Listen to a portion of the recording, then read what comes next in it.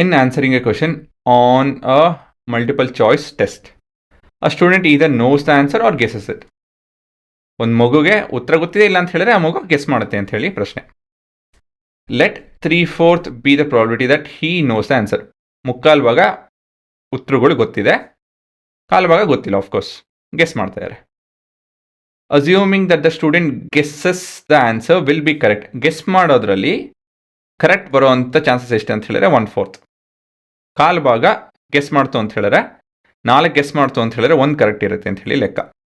Negative marking ಇಲ್ಲ ಅಂತ ಯೋಚನೆ ಮಾಡ್ಕೊಳ್ಳಿ. What is the probability that the student nose the answer given that he answered it correctly. ಇಲ್ಲಿ ನಮ್ಮ ಪ್ರೊಬಬಿಲಿಟಿ ಆಫ್ ಏನು ಬರೀಬೇಕು, ಇದು ಮುಖ್ಯ. ಕ್ಲೀನಾಗಿ ಓದಿ ಇದನ್ನ, ಕ್ಲೀನಾಗಿ ನೋಡಿ. What is the probability that the student nose the answer. So knows and the answer given line alli that he answered it correctly. So correct. ಅರ್ಥ ಆಯ್ತಾ? ಇದನ್ನ ಕಂಡುಹಿಡಬೇಕು ನಾವು. ಇಲ್ಲಿ ಮೊದಲೇ ಆಕ್ಷನ್ ಏನು, ಒಬ್ಬ ವ್ಯಕ್ತಿ ಪ್ರಶ್ನೆ ಓದಿದಾಗ ಅವ್ರಿಗೆ ಉತ್ತರ ಗೊತ್ತಿದೆಯೋ ಇಲ್ಲೋ ಅಂತ ಹೇಳೋದು ಮೊದಲನೇ ಪ್ರಶ್ನೆ. ಸೊ ದ ನಾಲೆಜ್ ಪಾರ್ಟ್ ಅಂತ ಹೇಳಿದ್ರೆ he knows or he makes a guess.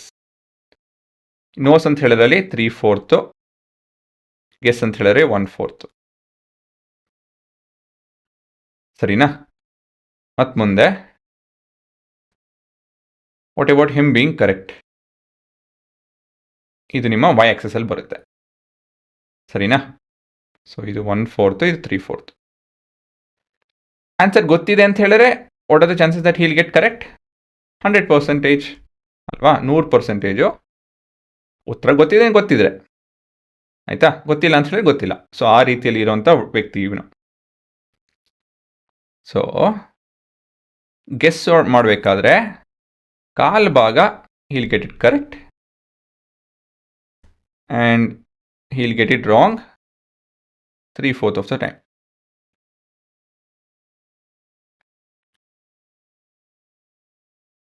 ಸರಿನಾ? ಇದೇ ಫಂಡ. ಆಯ್ತಾ ಹುಡುಗರ?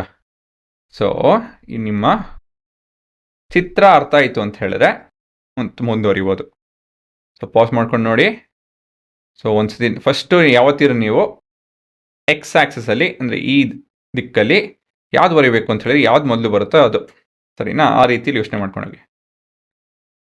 ಆಮೇಲೆ ಕರೆಕ್ಟ್ ಅಂತ ಹೇಳೋದು ವೈ ಆಕ್ಸಸಲ್ಲಿ ಬರೀಬೇಕು. ಈ ರೀತಿಯಲ್ಲಿ ಯೋಚನೆ ಮಾಡ್ಕೊಳ್ಳಿ. ಮತ್ತು ನೋಸ್ ಅಂತ ಹೇಳೋದು 3/4, ಗೆಸ್ ಅಂತ ಹೇಳೋದು 1/4. ಇದರಲ್ಲಿ ಒಂದ್ಸತಿ ಗೊತ್ತಿತ್ತು ಅಂದರೆ ಗೊತ್ತಿದೆ. So him getting correct is 100%. ಗೆಸ್ ಹೊಡಿತಾ ಇದೆ ಅಂತ ಹೇಳಿದ್ರೆ 1/4 is correct and 3/4 is wrong. ಸರಿನಾ? So probability of knowing into probability of him being correct given he knows divided by probability that he knows he makes a guess plus he knows actually guess probability he makes a guess into probability that he is correct when he makes a guess. So ಇದೇ ನಮ್ಮ formula. ಇವಾಗ ನಮಗೆ P of F, so N of F, number of outcomes in the favorable event, into ಇದು ಈ ಫಾರ್ಮುಲಾನು ಬರೀಬೇಕು. probability of B given A ಅಂತ ಹೇಳ್ತು ಅಂದರೆ probability of B or N of B intersect A divided by N of A. ಸರಿ ಇದೆಯಾ? N of B ಬರಬೇಕಾ ಇಲ್ಲಿ? N of A ಅಲ್ವಾ? ಓಕೆ, ಇವಾಗ ಏನಿದ್ರು ಸಬ್ಸ್ಟಿಟ್ಯೂಟ್ ಮಾಡಬೇಕು. ಇಲ್ಲಿ ಒಂದು ವಿಷಯ ಹೇಳಿದೆ, ಕರೆಕ್ಟ್ ಅಂತದ್ದು 1 ಅಂತ ಹೇಳಿ. ಏನಕ್ಕೆ? ಇಲ್ಲಿ ಬೇರೆ ರಾಂಗ್ ಬರೋವಂಥ ಚಾನ್ಸೇ ಇಲ್ಲ, ಯಾಕಂದರೆ ನನಗೆ ಗೊತ್ತಿದೆ.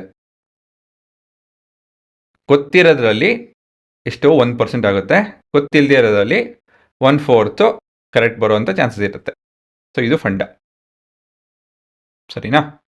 So him probability that he knows is 3/4.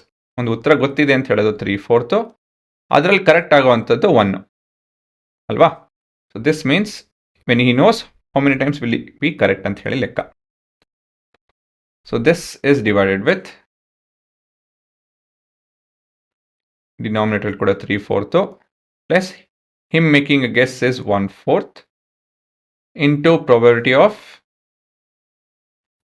him being correct when he makes a guess. Guess ಹೊಡೆದಾಗ ಕರೆಕ್ಟ್ ಎಷ್ಟು ಬಾರಿ ಇರ್ತಾರೆ? 1/4 of the time.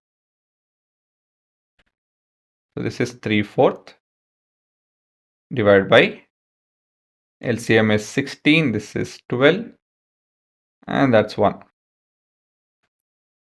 So 1s are 4s are. So this is reciprocal ಆಯಿತು ಅಂತ ಹೇಳಿದ್ರೆ 4/13 ಆಗುತ್ತೆ. ಸೊ 12/13. 12/13. ಸೊ ಇದು ನಿಮ್ಮ ಉತ್ತರ.